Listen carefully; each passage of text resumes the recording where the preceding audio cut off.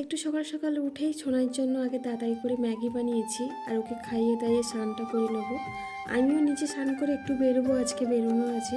আর ম্যাগিটা পেয়ে সকাল থেকে রিয়াকশানটা পুরো বড়দের মতো শুরু করেছে। একটু তাড়াতাড়ি বেরোনোর জন্য তাড়াহুড়ো করছিলাম আর ওই ফাঁকে সোনাই যত কাণ্ড। আগে তোমাদেরকে বলি, আজকে যাচ্ছে কিন্তু আমার ভাগ্নির সঙ্গে দেখা করতে।